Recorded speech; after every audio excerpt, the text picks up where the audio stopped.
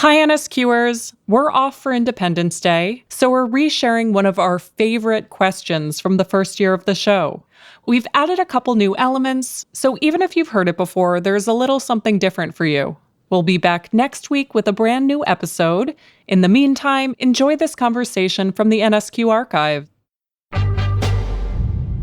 What do I need to do to you people? Do you need a telegram? I'm trying to teach you a lesson. I'm Angela Duckworth. I'm Stephen Dubner. And you're listening to No Stupid Questions. Today on the show, how does facing death change your life? You're with a person who already was an ex-boyfriend. Yeah, I know. That's near death right there.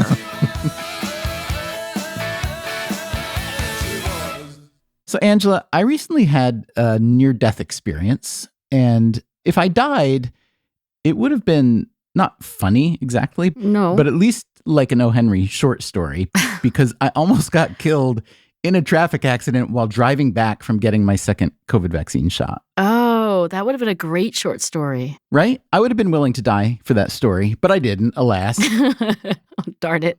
So we have this lame version of the story in which the protagonist doesn't even die. But anyway, I got my vaccine early in the morning on a Sunday morning in Queens, which was about a 40-minute drive from where I live. And I'm driving back and I'm on the Cross Bronx Expressway, which is usually a highway that travels at about half a mile an hour. It's just always jammed up. Okay. But on a Sunday morning, it was flying. So everybody's going, not crazy fast, but 55, 60. Like highway speeds. Highway speed. And then all of a sudden, in the middle lane of this 3-lane highway, under an overpass, or would that be under an underpass? I guess under an underpass, was a tractor trailer parked in the center lane at a full stop. Wow. So I slam on the brakes and I'm waiting to either fishtail and get killed or to hit him. Or to get hit from behind. And none of those bad things happened. Anyway, here's my point. I didn't die, plainly, but it was the closest I've come to death in a long time, maybe ever. And I expected to have some kind of an emotional reckoning or reassessment. I was grateful, for sure, don't get me wrong, but I did not have one of those Hollywood moments like, I am going to live my every day as if it's my last day. So here's my question for you today. Am I broken? Is something wrong with me? Are you missing a chip? Or maybe this means I've got a mature view of death and that I'm maybe even ready to go. Well, let's come back to that question. Let's explore a little bit what people usually say when you have a near-death experience. This whole idea of like, there is a long, dark tunnel and then there's a light. Did you see Soul, the animated film? Even though you've told me several times now to see it. You said you were going to see it, by the way. I did. I lied. I do a lot of lying with you. When you tell me to do things, you say that you'll do them and then you blithely don't do them. Well, that's how much I appreciate our friendship. I'm not going to say, no, I'm not going to do the thing, but then I don't do it. Well, okay, the protagonist, who's a jazz musician, has a turn of events in his life. It's like, oh, he finally got a gig. He's going to start his musical career and not just be a music teacher anymore. And then in his merriment, he falls down this pothole and you infer that he nearly dies because all of a sudden it's all darkness. There's a tunnel and there's a light and he's moving toward the light. And that's all in the setup to the movie, which I will not spoil for you. But I think that's not the interesting thing because you weren't like, gosh, I didn't see a long, dark tunnel. I think what you were surprised by is what didn't happen to you, but does happen in the movie, which is that this musician puts things in perspective. And over the course of the film, he figures out that what's really important to him in life is not necessarily what he thought it was before the accident. Basically, he figures out that relationships and, enjoying a warm breeze on a summer day are more important than achievement. That's a message that Angela Duckworth must have hated. No, get out there and achieve. I know. I was like, do I get to tell this animated character about the wonders of grit? But no, seriously, it was a shift in his perspective. And you did not have this kind of like, oh, I got to zoom out. Stop and smell the roses. Or anything, right? You could have also realized, oh, I guess I should work more. Or whatever. But you didn't have any shifting in perspective. You were just like, oh, what's for lunch? Well, the lesson I'm taking away thus far from our conversation is that my real life is less sophisticated than that of even an animated character. So that makes me feel really good. Here's the thing. I use the phrase near-death experience, which I think means something very different to most people. I think that means you really are in a state of unconsciousness, sickness, maybe coma. But I wasn't that. I was fully conscious. I was scared as crap for about 1.5 seconds. And then I got over it. But I did wait for this wave of new, sharper consciousness or insight. And then I did a little poking around and I did come across some research on what's called post-traumatic growth. I know a lot about that. And I seem to have experienced zero of that. So maybe you could tell me about post-traumatic growth and how much of an outlier I am and whether that's a bad thing or maybe not. So post-traumatic growth is something I know about, not because I've studied it directly, but it's very much in the positive psychology canon. And Marty Seligman, my PhD advisor, actually wanted me to study post-traumatic growth when I became a professor. Why did he point you in that direction? Was it an area that he thought was important and understudied? Did he think you were a particularly good fit for it? Well, he did think it was an important area to study because, of course, what we are more familiar with as a society is post-traumatic stress disorder, PTSD, and PTG, post-traumatic growth, Marty thought was understudied and maybe more common. So post-traumatic growth is positive change experienced as a result of struggle and trauma, whereas post-traumatic stress disorder is negative lingering change. I ended up not studying PTG, but I did learn a lot about it. So this idea was spearheaded by Tedeschi and Calhoun, who in the 90s wanted to say that there was this alternative ending to the story of trauma. And they basically said that in various ways, you could strengthen your relationships with people who are important to you in the wake of trauma. And you wouldn't have that happen had it not been that there was an accident or cancer or something truly awful. You could also learn a lot. You could learn new coping skills. And you might put life priorities in order. You might actually have a greater sense of meaning. So the science says that indeed, in the wake of trauma, there can be this growth. And of course, there can be suffering too, but there is this alternative ending. Interesting. Is it the case often or ever that post-traumatic stress disorder is a step on the way toward post-traumatic growth? You know, I don't know the answer to that, but I do believe that most people who study trauma think that, as with grief, as with negative events in life, part of a healthy response is actually to have a period of challenge, of negative emotion, and so forth. So it's not that the optimum is to skip over bad feelings and the like. Characteristic features of post-traumatic stress disorder is that there is an overgeneralization of what you learn. So, you learned that bad things happen and that you might not have control over those bad things. But I think the key to post-traumatic stress disorder is overgeneralizing that and thinking like bad things are always going to happen and they're always on the horizon. Maybe I'm experiencing PTSD because I'll be honest with you, the next time I got in a car to drive, I wasn't enthusiastic. I should also say this. I pay more attention to traffic deaths and crashes than most people do. Do you? Well, for all the things that people worry about in the world, especially all the things they worry about dying from, to me, the no-brainer that we don't think about as much as we probably should is car crashes. Because if you just look at the numbers, in the US, it's around 35 to 40,000 a year. That's people, humans, every year. Globally, it's 1.3 million people a year get killed in car crashes. And interestingly, this year, what would you suspect would happen in the COVID year, 2020, let's call it, in the US in terms of traffic crashes and deaths? Okay, because I'm married to somebody who's slightly obsessed with this topic, I think I know, but let me test my knowledge. I think there's been less traffic, but paradoxically more deaths. Exactly. So these numbers aren't firm yet, but there's an estimated 42,000 people in the U.S. died in motor vehicle crashes. So that's an 8% increase over 2019. And again, 2020 wasn't an entire pandemic year, but let's make that rough comparison. But the amount of travel was 13% fewer miles traveled. So this 8% increase in deaths is really more like a 24% increase if you look at per miles traffic. And I think what's happened is that with so much less traffic, there are more people driving really fast and recklessly, and maybe also very, very high and very, very drunk. Right, and very, very angry and very, very distracted. Or just parking their rig in the middle of the highway to see what happens, maybe. Well, let me ask you this. If you think like, oh, maybe I didn't have PTG, maybe I had PTSD. By the way, you don't have to have one of these two. It's not a binary choice. You could have neither. But for PTSD, there are these characteristic symptoms. You want me to test you? Yes, please. So number one, do you have intrusive thoughts? Like, do you have involuntary memories of the near-death experience and flashbacks? Honestly, I don't. Okay. I don't think you have PTSD. Let's take that off the table. Okay, but here's the sick thing.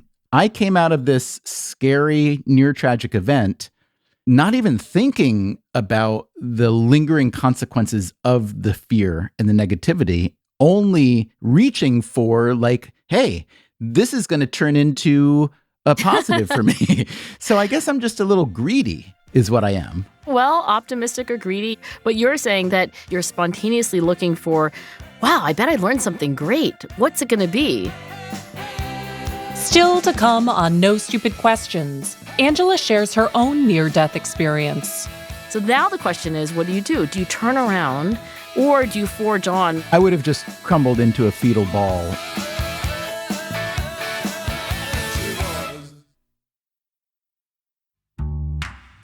Before we return to Stephen and Angela's conversation about how humans deal with nearly escaping demise, we asked listeners to share their own stories about a brush with death. Here's what you said. When I was 5 months pregnant, we were driving through the Lincoln Tunnel, and it was a pouring rainstorm. Right as we got out of the tunnel, a car came flying from one of the other lanes and T-boned the car immediately behind us. When we looked up the accident, after we got to our destination, we found out that the driver behind us had been killed. I think I kind of had to just compartmentalize and put that out of my mind. Truly, when you asked for near-death experiences, I was like, I don't think I've ever had one, until friends started talking about their car accidents, and I remembered that this had happened to me. I went to my cardiologist for a nuclear stress test. The second part of the test is the injection of radioactive isotopes, and I had an immediate bad reaction. My heart stopped twice, apparently, for more than 3.6 seconds each time.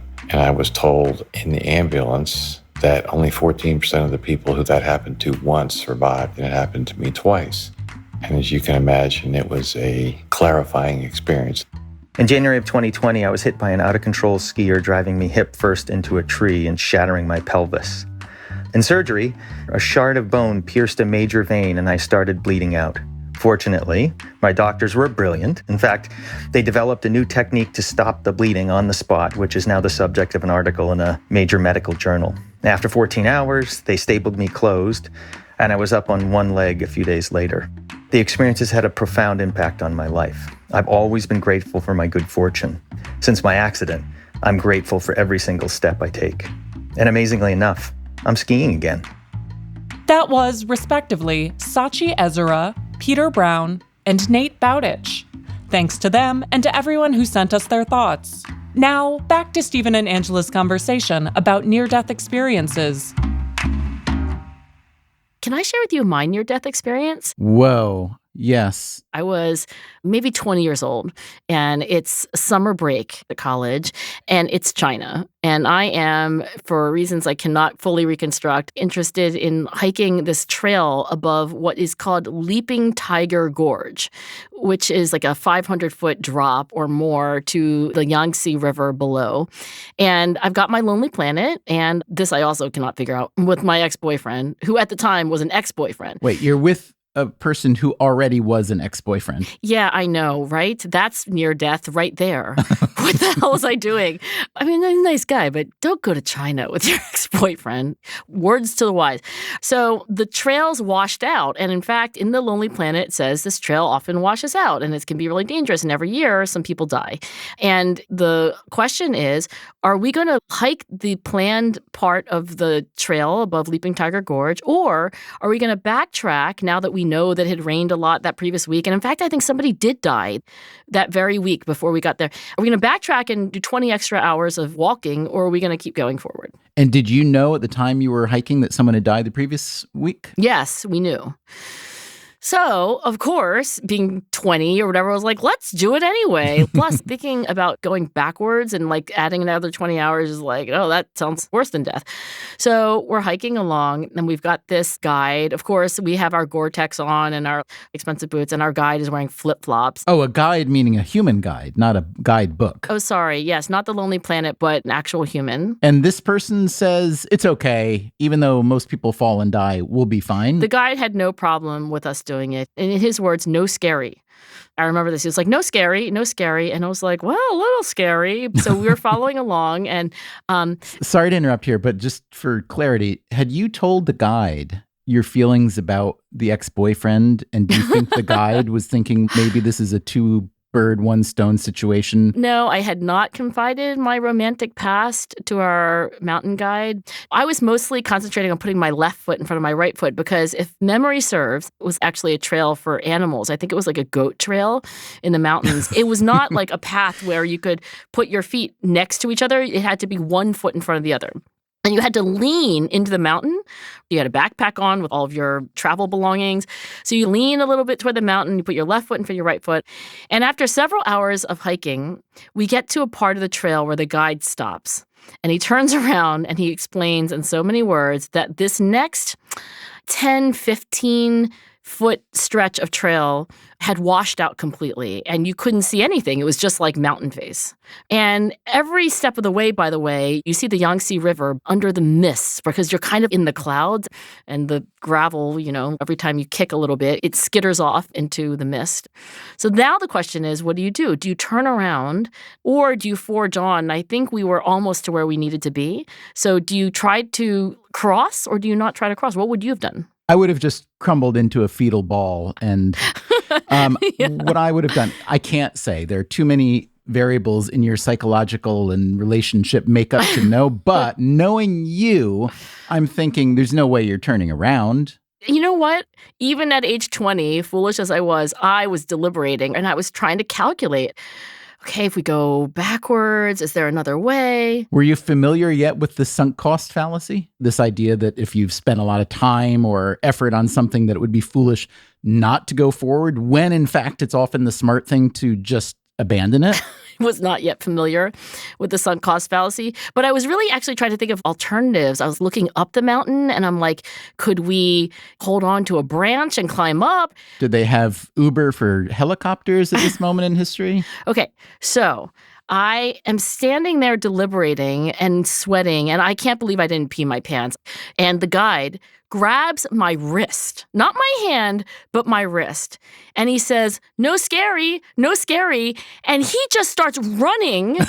So I ran, and as my left foot hit the ground, gravel would come off and skitter down into the mist. And then you would just try to put the right foot on the mountain before you just lost it entirely. And we ran across this stretch. And I kid you not, you know that expression that people kiss the ground? Mm-hmm. When we got back to the other side, I kissed the ground and I really nearly wept with joy because there was at least a 50% chance that I could have died. Wow. It's an amazing story. Did your ex-boyfriend die or did he live? He's alive and well. I believe he's married and with children. I have to say that the clarity with which you recall this event and the fear of it suggests, to me at least, that you experienced some post-traumatic something or other, whether it was stress or growth. Do you think that that incident led to a significant reckoning, appreciation, reassessment, etc.? You know, like you, I do not recall epiphanies of any kind. I don't think I was like, you know what really matters is other people. Damn it. I didn't have a reordering of my life priorities. We are anti-epiphanists, you and I. Yeah, either that or dumb. God is like, what do I need to do to you people? Do you need a telegram? I'm trying to teach you a lesson. Well, there is that story of the old man who was stranded. There was a big flood and he had to go up on the roof of his house. Wait, Noah? Wait, is that Noah? No, it wasn't Noah. It was just a guy in Louisiana, I think, and he went up onto the roof of his house. Oh, I thought you were going Bible on me. Sorry. He was up on the roof of the house and some guys came by in a canoe And they said, hey, jump in, we'll take you. And he's like, no, I'm waiting. And then somebody offered to get a helicopter, and he said, no, I'm waiting. And then he's praying to God. And then God finally says, hey, dummy, what are you doing up there on the roof? And the guy says, well, I was waiting for you to save me. And God says, what the hell do you think the canoe and the helicopter were all about, you idiot? Wait, is that true or is that like a bar joke? That was not true. I was like, oh, this sounds like Katrina. I guess I should have gotten tipped off by the God part. Sorry.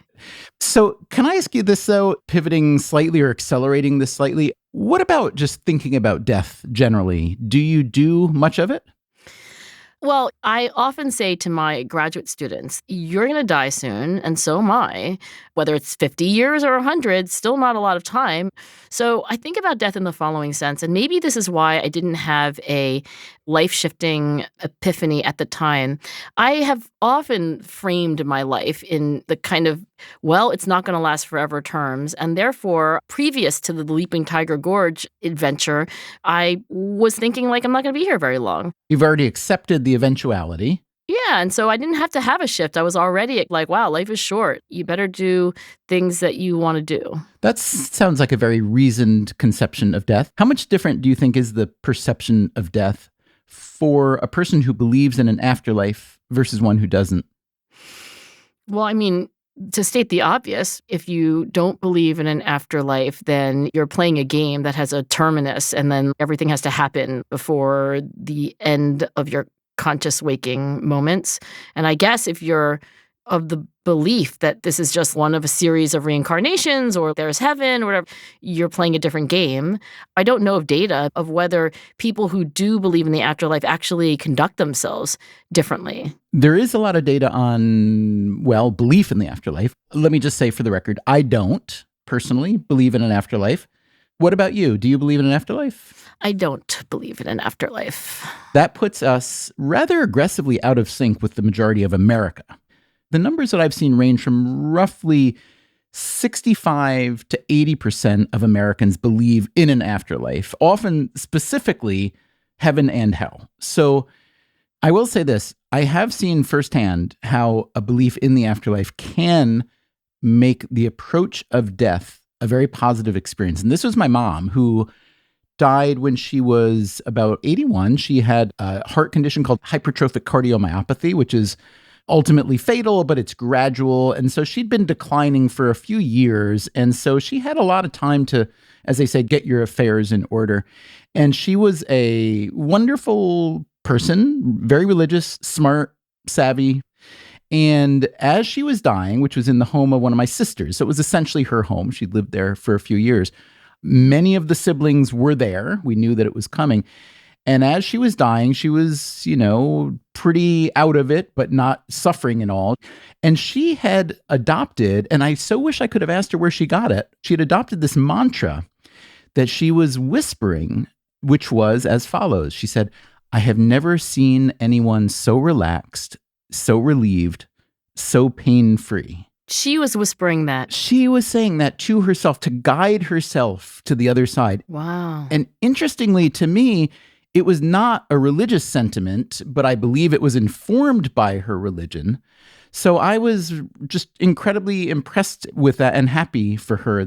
I think when my time comes, if I'm lucky enough to die as she did, at home, surrounded by family, I think I'll just be editing something in my mind. Like, I should have gone with the M dash there, not the semicolon. You're like, too many syllables, damn it. Yeah, unless I die from colon cancer, then I would have been grateful even for a semicolon. Oh, God. But when you think about how people consider death, I think it's almost irresponsible to not think about that in light of what that belief is. I don't want to belittle it by saying it's an insurance policy. That's not what I mean. But it does change the shape of the conception of how finite this thing is. But if that's the case, you would think that people like you and I who don't believe in an afterlife would fear death much more than those who do. Right. We should be much more afraid. And yet, look at us. We're laughing in the face of stop tractor trailers and flying tiger gorges. Ha ha ha, almost died. Maybe something is wrong with you, Stephen, but then I guess whatever's wrong with you is probably wrong with me too. No Stupid Questions is produced by me, Rebecca Lee Douglas. And now, here's a fact check of today's conversation. Stephen has difficulty determining whether his near-death experience took place under an overpass or under an underpass. An overpass can only exist in relation to an underpass. Without an overpass is just a bridge. Without an underpass is just a tunnel. So the dangerous incident with the tractor-trailer must have occurred on an underpass beneath an overpass. However, a road can be both an overpass and an underpass simultaneously, if, for example, it's part of a multi-level highway system. Later, Angela tells the story of hiking Leaping Tiger Gorge along the Yangtze River. The landmark is actually called Tiger Leaping Gorge. Stephen also misnames it when he refers to it as Flying Tiger Gorge. He likely said that out of familiarity with Flying Tiger, a Danish variety store which used to have a location in New York City. Because of COVID, the company closed all of its US locations in 2020. But the franchise still has close to 900 stores throughout Europe, Asia, and Australia. That's it for the fact check. Coming up next week on No Stupid Questions, Stephen and Angela discuss the validity of attachment theory. The whole idea of attachment is that as a baby, you need a survival strategy, and attaching yourself to the mother is what's going to guarantee your survival. For that episode, we want to hear from parents about how you're teaching your children to develop stable, secure relationships. If you don't have kids, we want to hear how you learned what a healthy relationship looks like. To share your experience, send a voice memo to nsq@freakonomics.com with the subject line attachment. Make sure to record in a quiet indoor space with your mouth close to the phone. And please keep your thoughts to under a minute. No Stupid Questions is part of the Freakonomics Radio Network, which also includes Freakonomics Radio, People I Mostly Admire, and Freakonomics MD. All our shows are produced by Stitcher and Renbud Radio. This show is mixed by Eleanor Osborne. Our staff also includes Neil Carruth, Gabriel Roth, Greg Rippin, Morgan Levy, Zach Lipinski, Julie Canfer, Ryan Kelly, Jasmine Klinger, Emma Terrell, Lyric Bowditch, Jacob Clementi, and Alina Coleman. Our theme song is And She Was by Talking Heads. Special thanks to David Byrne and Warner Chappell Music. If you'd like to listen to the show ad-free, subscribe to Stitcher Premium. You can follow us on Twitter @NSQ_show and on Facebook @NSQ Show. If you have a question for a future episode, please email it to nsq@freakonomics.com. To learn more or to read episode transcripts, visit freakonomics.com/NSQ. Thanks for listening. It's summer break between the spring and the fall semesters at college. Most of us do know when summer is, but appreciate your clarifying that. Are you irritable because you nearly died in a car crash? You're like, no, this is the way I am.